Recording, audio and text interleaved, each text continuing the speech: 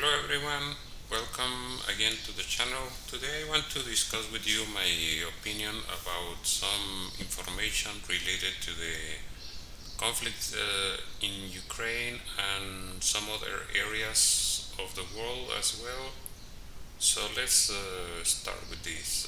The first one is this piece that says Israel wants US to lead Middle East military build-up against Iran. And it has several interesting points. It says Israel and Arab nations in the Middle East should build up their military capabilities together against Iran under the leadership of Washington. In the face of Iranian belligerence, what is needed is not just cooperation but also regional force build-up with American leadership, which will strengthen all parties involved. So what is calling my attention here is this part where they say Iranian belligerence. Who has Iran attacked? Nobody, as far as I know, and this is well documented in the press. However, during the same period, Israel has attacked people in the Palestine region and has attacked Syria and has attacked Iran. So who is the belligerent? But however, this is US propaganda and Western countries' propaganda, and everyone seems to agree that whatever Israel is doing is correct and noble, but Iran is evil. So this is just nonsense in my opinion.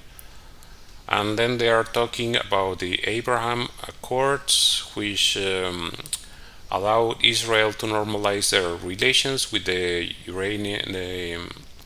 United Arab Emirates and Bahrain. And also there is some cooperation in military areas with Saudi Arabia.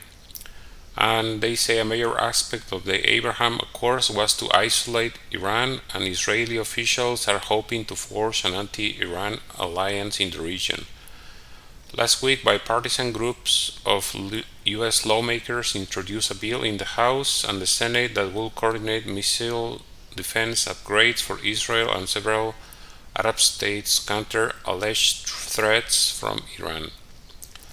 So again, it's the same narrative that Iran is the evil one when it is the one that is actually surrounded on all fronts by hostile countries. So, and we have seen what has been the result of the recent talks about the nuclear deal for Iran. So there is not a lot of goodwill around this. We just see how Iran is ratcheting up pressure and just creating this kind of nonsense idea of having a NATO-style alliance in the Middle East against Iran, as if Iran was this big evil power, in the region, when the evil power is Israel. They have shown time and time again their belligerence, their aggressive behavior. They are killing journalists, they are killing child, they are kidnapping people, civilians, all kinds of signs of an apartheid state. But they still have the support of the US, so that's why they can get away with all of this. If it wasn't for the US, they would have collapsed a long time ago, but that's another story. So I just wanted to bring your attention to this because I think it is against more aggressive behavior coming from Israel. So let's go to the next piece, and this is an article that I found interesting. Is about the US military, and they say a recent string of deadly military crashes is no accident. And they ask the question, why can't a 782 billion defense budget keep planes from falling out of the sky?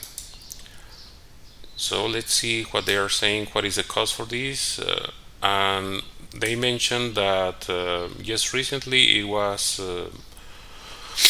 Memorial Day, and they were commemorating the lives of Americans who have died fighting for the United States around the world.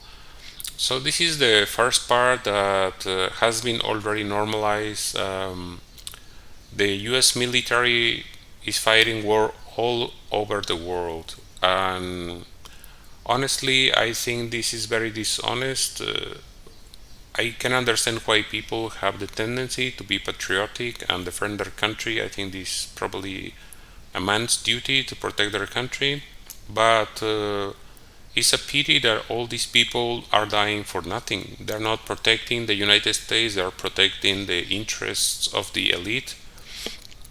And this sadly is the same in almost every country in the world. I cannot name one country where poor people are not fighting for the interests of the elite, of the powerful, of their own country. So I don't support the armies of the world. In any case, I support peace, but we're far from that. Let's continue with this. They're talking about some recent accidents with, especially with military aircraft, and they're saying that all these aircraft and all these deaths have been in U.S. soil.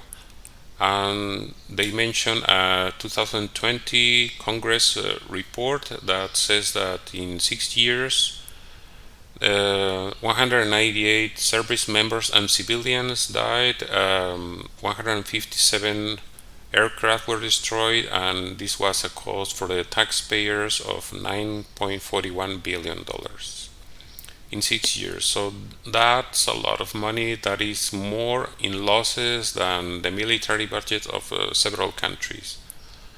So why is this happening? They say the epidemic of accidents is a result of a military budget geared more towards shiny, cutting-edge tech than the nuts and bolts of pilot safety.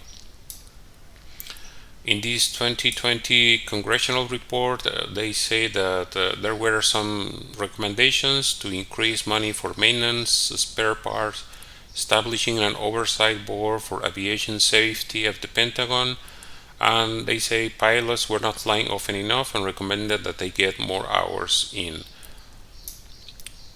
And later, they just mentioned that even after some time, the Pentagon is largely at the same places, and in some cases there has been an effort to double down on some of the problems.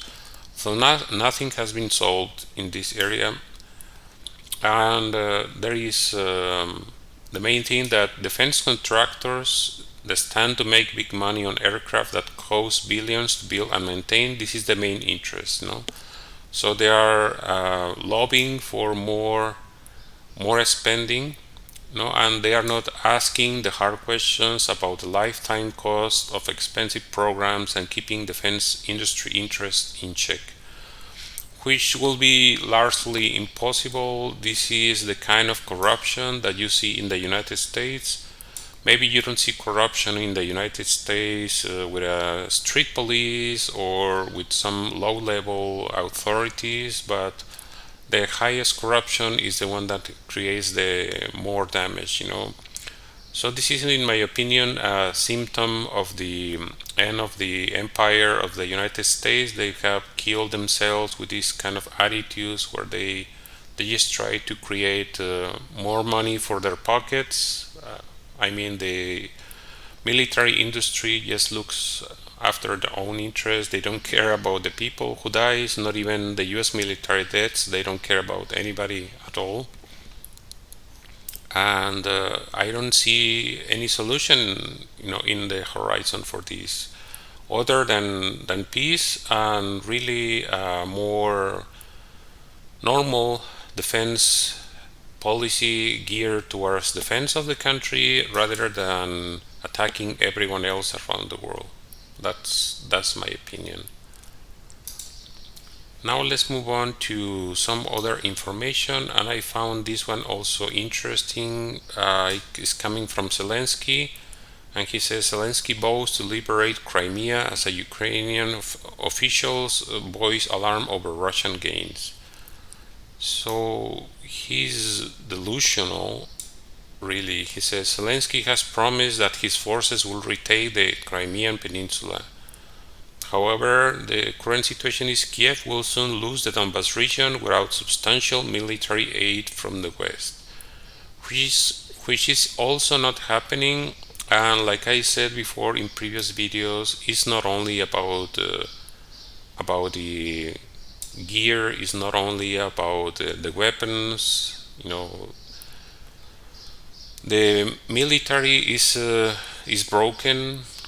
The backbone of the Ukrainian military is broken, and that has been broken for a long time, and it's not going to recover no matter how many new recruits they get, because like I mentioned before, training soldier takes years. An effective soldier, yes, they can recruit people and they can increase their numbers, but all these people, basically, they are civilians in military clothes, so they will be killed because they don't have enough training. They don't have the ability to use the weapon systems in an effective way. It has been already reported in the press that there is not enough communication, and they don't even know how to use the weapons. They don't know where should they aim. So what they are doing, as we have seen recently in shelling in the city of Donetsk, they don't have coordinates. They just shoot to cities in the hope that they will provide some kind of damage, but they don't have coordinates. They don't have a way to get some military intelligence. They don't have drones. All drones they had were destroyed, so there is no way to pinpoint exactly places that should be military targets. So there is no orderly military command. They don't have air superiority. Basically, they don't have any air support. They don't have any way to get intelligence about the enemy positions. So it is what it is, and they are not working as a whole. They have contradictory orders, and Ukrainian commanders are not able to take their own decisions, where they could have better results, tactical results, like in the Donbas. There have been many stories about military commanders wishing to withdraw from an area, and they are receiving instructions from the leadership in Kiev telling them to hold their ground against all military advice. So that's very, very, very sad, because only more soldiers will get killed. And then Zelensky continued to say that Ukraine will also retake the Donbas region. So imagine that, the region has been seceded from Ukraine already 8 years ago, because they didn't want to become part of Ukraine, of the new Ukraine, and with the Nazis collaborators and all the wrongful politics that have really destroyed the country and its heritage, its culture, not only for Russian speakers but for all minorities. So I don't think these people want to get back to Ukraine, and probably they won't go there without a fight. And he says that without a broad and rapid increase in military assistance, Kiev faces defeat in the Donbas. So again, this is the same. They are not going to get the weapons they want, and as many as they want, as fast as they want. So this is going to result in more of the same, more defeat. Victory will be with the side that has more and better weapons, and if Western weapons fail to supply sufficient arms, Ukraine will bleed out. Moscow currently has 10 to 20 artillery pieces for every unit operated by Ukraine along the front lines, and significantly more ammunition, as well as superiority in armor and air power. So as far as weapons are mentioned, this is correct. They have more weapons, but they have capable military personnel able to operate them, and they are not paying attention to this. So it is not only what they mentioned, that they don't have more artillery pieces and more ammunition. They said, they have superiority in armor and air power, and this takes a long time to to get military personnel able to do it, and there is no time. Time is against Ukraine, you know. They say as of early June, Moscow held at least 20% of Ukraine, much of it in the country's east and south, and Washington alone has provided tens of billions of dollars in security assistance to Ukraine since Russia invaded in February, in addition to a wave of arms transfer from allies across Europe. And this hasn't happened at the rate they wanted. Just recently, this Zelensky aide, Mikhailo Podolyak, says that they need 1,000 howitzers, 300 multiple launch rocket systems, and 500 tanks, 2,000 armored vehicles, 1,000 drones. Even this is insufficient because even if they had the multiple launch rocket systems and the drones and the armored vehicles and the howitzers, they still don't have air superiority. They don't have anti-aircraft defenses, effective way to counteract the air superiority of Russia. So this is not what they have. They don't have weapons parity. You know, so the armies are not equivalent. So no matter how many howitzers they bring to the ground, they will be still destroyed because Russia has air superiority, so they can just bombard any positions, and it doesn't matter how many they bring, they will be destroyed. And they mentioned 300 multiple launch rocket systems. You know, they will bring multiple launch rocket systems that are not the kinds of systems that Ukrainian soldiers are able to use or operate. So it will again require months of training to become effective, maybe sometimes even years. Soldiers are dying at a high rate, so the Ukrainian military is losing its personnel, which is the most valuable factor in the war. And there is a big number of military groups surrendering. They don't want to fight because they don't want to die. You know, they are saying that, oh, there is no way to win this fight, so why die needlessly? And I agree with that. You know, it is yes, absolutely insane. And just try to make, like I always say, try to use the math. You know, if they have spent I don't know how much, maybe around $54,000 million in weapons, and these numbers that he mentions here are, you know, really much more than what they have already received. So how much more money they need to actually provide these things that they really want? They haven't even received 100 howitzers, not even 100 howitzers. I think they received overall something like 50. So this is 20 times less than they have received. Multiple launch rocket system, they received something like 7 tanks, 50 or something tanks. So it's between 10 and 20 times more money that needs to be spent to provide Ukraine with what they need in weapons wise. So if they have provided $50,000 million, they need to provide $500,000 million to buy all these weapons for Ukraine and then work out the logistics of how to send them. And a lot of them will be destroyed before they even arrive to the front line. So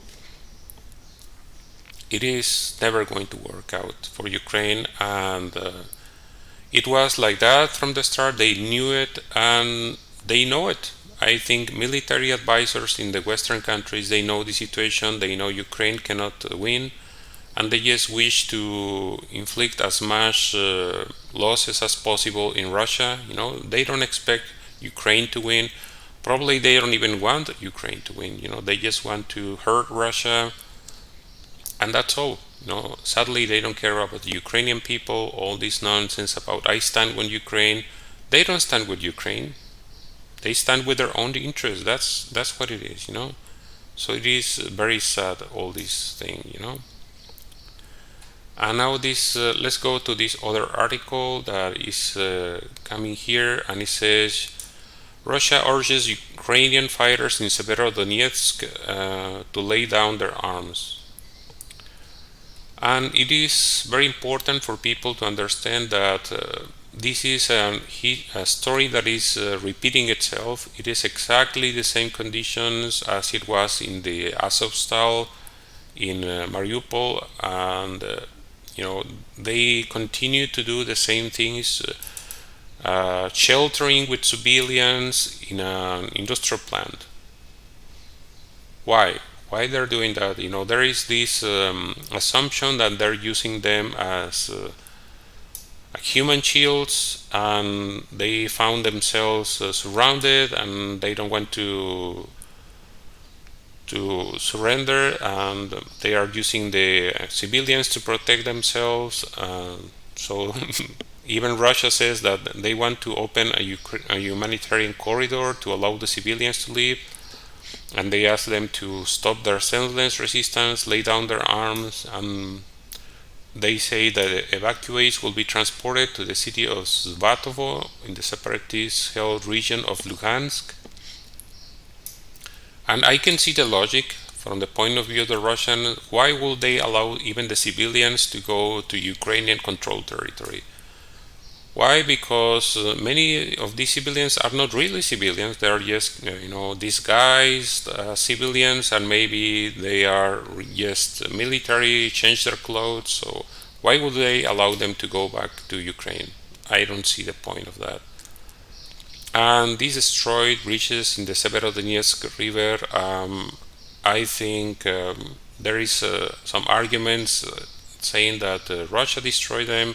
Some others say that actually Ukraine's military destroyed them so that the people in the Azot plant will not be able to withdraw, because they want them to stand their ground. And it is just nonsense. But I see again the same pattern as what happened in the Azovstal. Now the plant is named Azot. So this Azot plant is also having the same conditions almost to the T of what happened there. There's about 500 civilians inside the plant, and it was difficult to support them, but there were some reserves inside the plant. Overall, there are about 2,500 Ukrainian and foreign fighters. So same situation, just different place, same behavior of the Ukrainian military, and I don't see the logic of why civilians will want to hide there. Some of the civilians that were evacuated from the Azovstal, they say that they were there against their own will. So that's really what is happening, And I found this very interesting. Is another news within the same article. It says Ukraine calls for more weapons, and I found a little bit troubling this statement from Zelensky. He says that the war could only end once Ukrainians were the only ones left on his territory. I don't know if he's calling for some kind of genocide, or what is the implication of this, because Russians live in Ukraine, and I don't mean the military, So what is he talking about? I'm just trying to guess. Some people accuse Zelensky of having already lost his mind. I cannot attest to that fact, but this is really troubling statement saying that war will end once Ukrainians were the only ones left in his territory. I'm just guessing what this all means, And I saw this article from the New York Times saying north of Kiev the Russians retreated but the war never left. And there are a lot of things that are concerning about this article. This article was from this lady, Valerie Hopkins, and she's just the voice of the Western propaganda. They say the tanks are gone now, and the thousands of Russian soldiers who poured into northern Ukraine in February have retreated back across the border. And then he says, by the beginning of April, Ukraine had pushed the invading forces away from Kiev and back over the Russian border, its biggest success of the war and a symbol of the country's resolve. That's just bullshit. honestly is completely nonsensical, but a lot of people keep repeating the same narrative and is absolutely not true. And I will show you why it's not true. This is an article from The Guardian, and the article is, I think, from March. March 29, 2022. So let's pay attention to what they were saying back then. Ukrainians are not naive. Zelensky voices doubt on Russian military withdrawals. President says positive signs from talk do not drown out the explosions of Russian shells after first day of face-to-face negotiations on Istanbul. And let's say what happened here. Russia's pledge to drastically cut back its military activity in northern Ukraine. Russia's Deputy Defense Minister Alexander Fomin said after talks in Istanbul on Tuesday that Moscow wanted to increase mutual trust, create the right conditions for future negotiations, and reach the final aim of signing a peace deal with Ukraine.